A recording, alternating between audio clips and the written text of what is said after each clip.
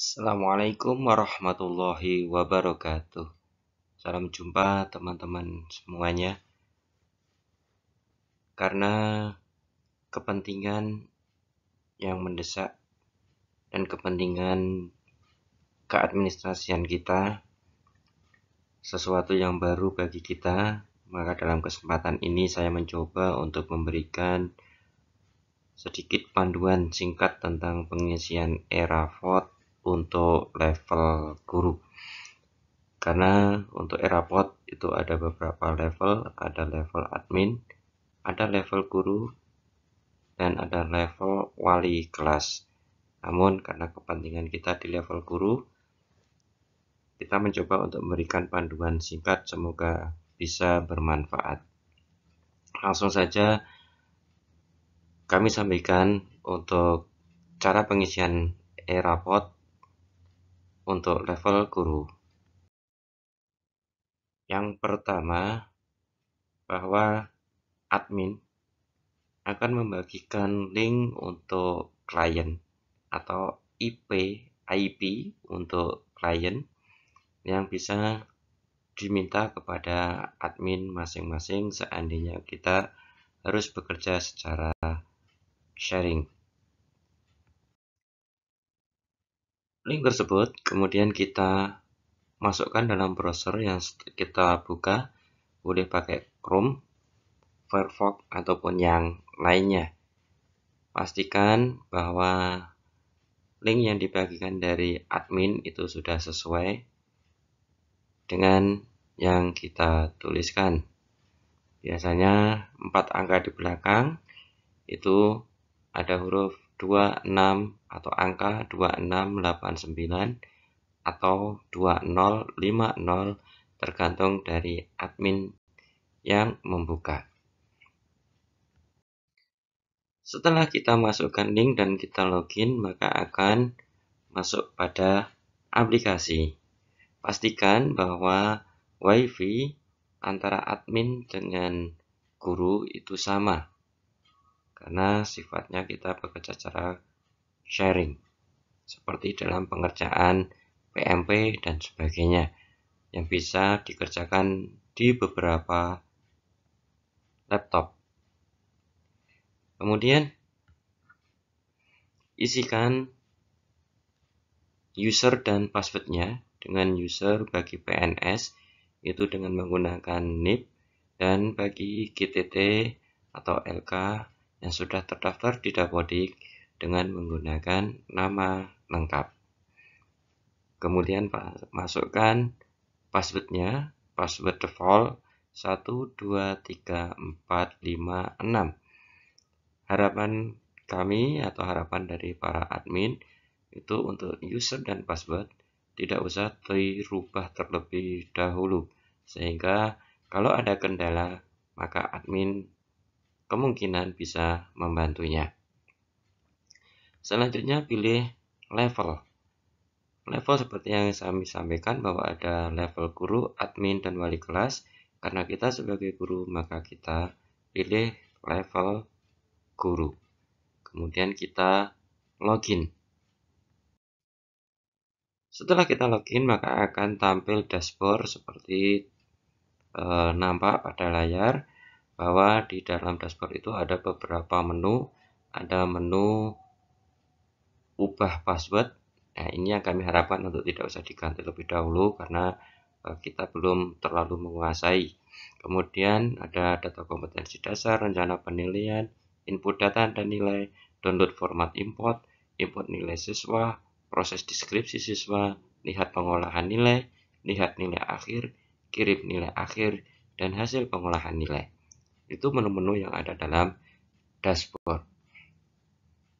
Dan pastikan bahwa akun yang kita masukkan tadi sudah sesuai dengan akun kita sendiri. Dengan bisa kita lihat di pojok itu ada nama kita masing-masing sebagai guru. Nah, setelah itu kita klik di menu data kompetensi dasar, karena kita akan bekerja dari awal yaitu kita menetapkan dulu kompetensi dasar yang harus kita kerjakan. Dalam kompetensi dasar ini, yang kita kerjakan adalah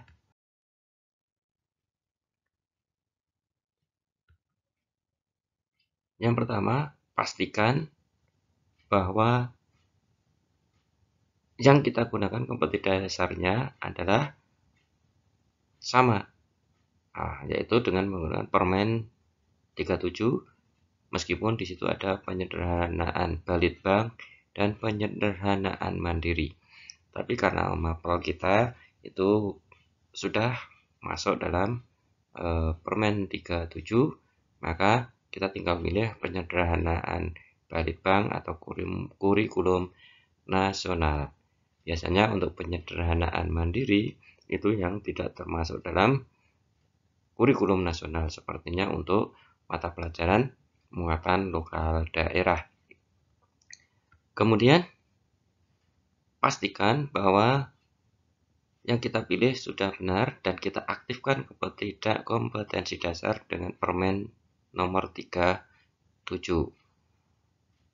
Kalau penyederhanaan Balitbank yang kita gunakan, maka yang kita aktifkan adalah penyederhanaan Balitbank dan seterusnya. Kemudian kita pilih mata pelajaran, kemudian kita edit data kompetensi. Nah, Bapak-bapak dan Ibu-ibu serta teman-teman, untuk edit data kompetensi ini kita harus punya panduan mana KD-KD yang masuk di semester 1 dan mana KD yang masuk di semester 2 yang kita gunakan.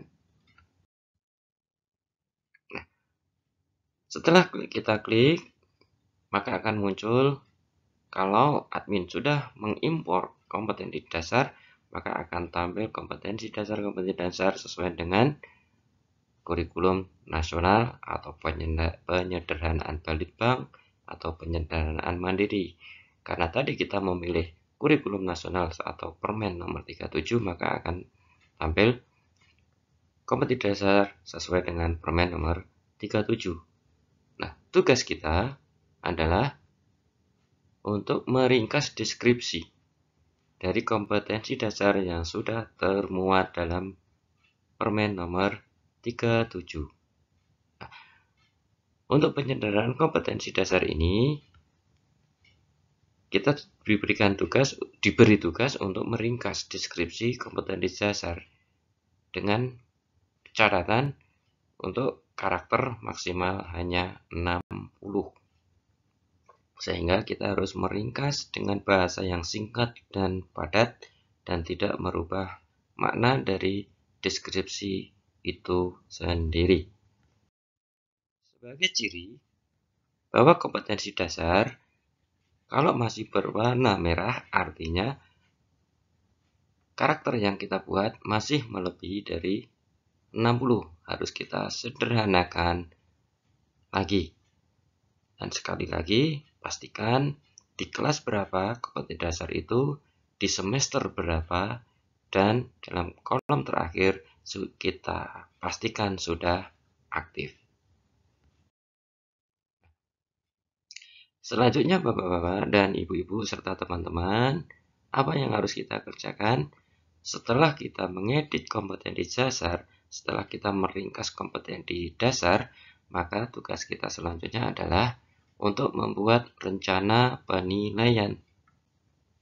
Nah, rencana penilaian, karena ada 4 KI, ada KI 1, 2, 3, dan 4, sebagai mapel kita, khususnya untuk mata pelajaran pendidikan agama Islam dan budi pekerti, itu ada sikap sosial, ada sikap spiritual, ada sikap pengetahuan, dan sikap keterampilan.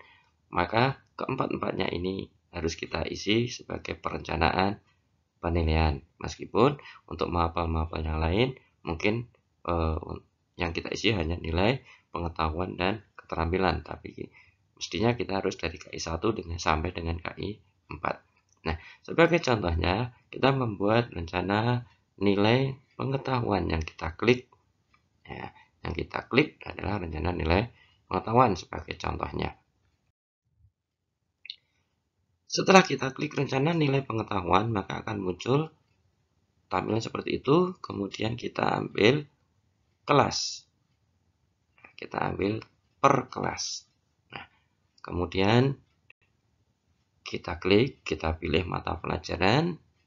Kalau pendidikan agama Islam dan budi pekerti, maka akan muncul dengan sendirinya pendidikan agama Islam. Kemudian kita cari atau kita pilih jumlah penilaian harian yang kita targetkan, yang kita rencanakan.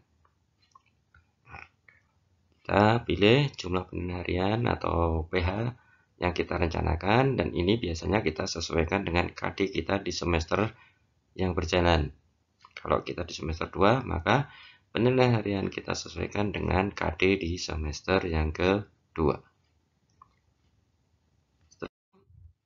Akan muncul tampilan seperti di layar. Sudah muncul. Sebagai contoh itu kita pilih kelas 1 mata pelajaran pendidikan agama Islam, dan sebagai contohnya, ternyata ada 4 KD yang kita ajarkan di semester 2 misalkan. Ya.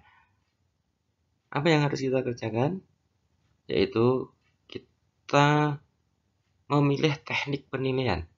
Ada teknik penilaian itu dengan tes tulis dan ada dengan penugasan. Maka kita pilih salah satu. Kalau untuk pengetahuan itu mungkin bisa dengan cara tes tertulis atau penugasan. Kita memilih salah satu. Kemudian PH1 itu artinya penilaian harian 1. Ya, makanya kami sampaikan bahwa kita sesuaikan dengan KD yang berjalan pada atau KD yang kita ajarkan pada semester yang berjalan. Kalau di semester 1 dengan KD-KD di semester 1, kalau di semester 2 dengan KD-KD di semester yang kedua. Setelah itu kita centang KD-KD mana ya, KD-KD mana yang akan kita jadikan penilaian harian. Sebagai contoh, apabila kita KD itu sampai di pertengahan semester atau pada saat penilaian tengah semester hanya 3 KD, maka dalam kolom PTS yang kita klik hanya sampai KD di PTS.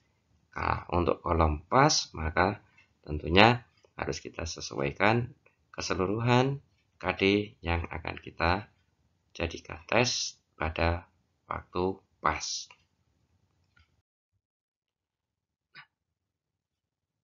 Bapak dan ibu-ibu serta teman-teman semuanya,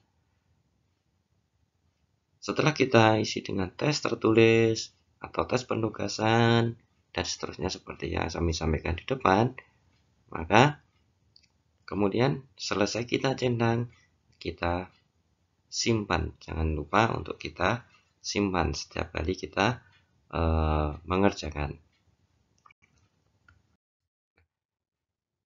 Selanjutnya, untuk rencana penilaian artinya kita sudah selesai.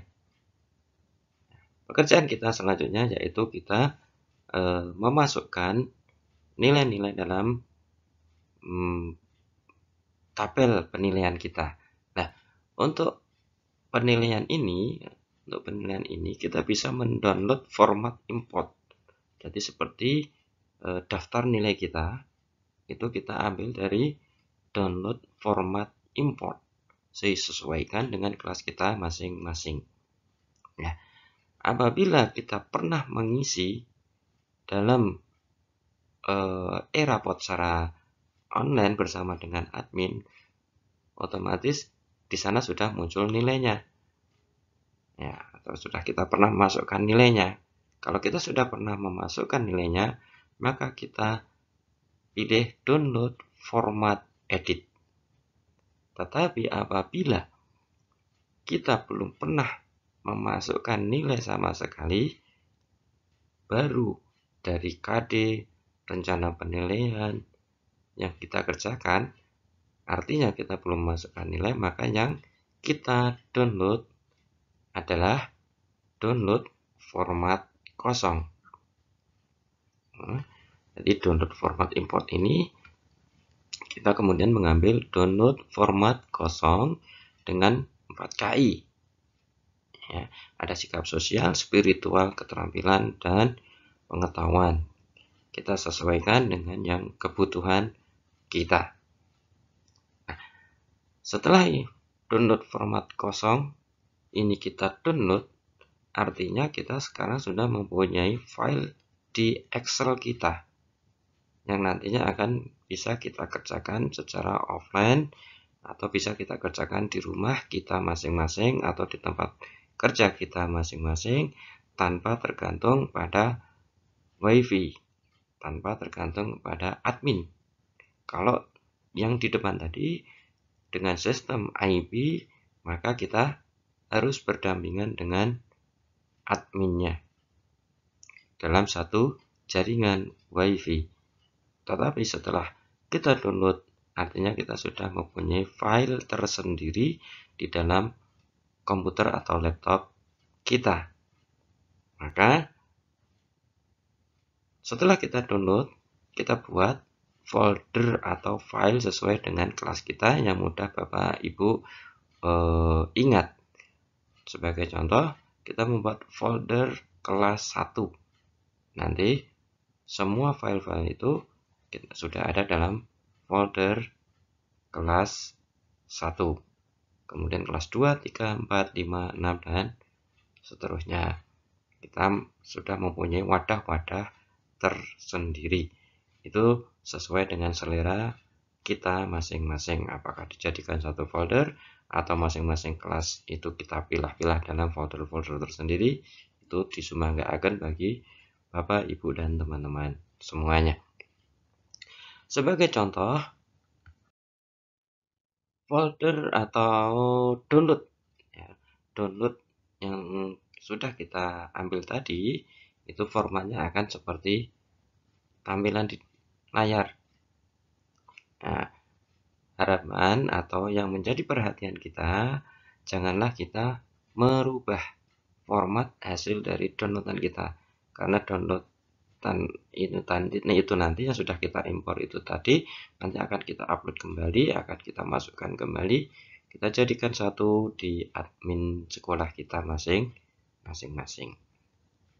Nah, jadi biarkan format itu seperti apa adanya, dan di situ ada kolom-kolom nomor, kemudian PDID, peserta didik ID, yaitu identitas dari peserta didik kita, kemudian ID KD, yaitu sebagai ID dari kompetensi dasar, kemudian ada nama siswa, NIS, jenis penilaian, nomor KD, dan nilai. Nah, untuk nama dan NIS, sebenarnya di situ sudah terpampang nama-nama siswa kita masing-masing kelas. Kalau di dalam contoh adalah format nilai pengetahuan kelas 1, maka di situ sudah muncul nama-nama siswa kelas 1 beserta NIS-nya. Ini tergantung pada operator dapodik kita di sekolah masing-masing, apakah sudah melengkapi NIS dan seterusnya. Kalau nama insya Allah semuanya sudah terisi, karena nama siswa tadi sifatnya wajib untuk diisi di dapodik. Nah, tugas kita setelah sampai di Excel ini, kita tinggal memasukkan nilai-nilai dari siswa sesuaikan dengan nomor KD-nya masing-masing. Nah, itu apabila kita tarik scroll ke bawah, itu KD berapa yang kita ajarkan di sana sudah akan muncul dengan sendirinya. Bapak-bapak, ibu-ibu, serta teman-teman sekalian, demikian yang mampu bisa kami sampaikan dalam kesempatan ini. Masih banyak sekali yang belum kita sampaikan dalam kesempatan ini, mungkin bisa dengan cara sharing atau kita dengan belajar mandiri. Terima kasih, mohon maaf segala kekurangan. Assalamualaikum warahmatullahi wabarakatuh.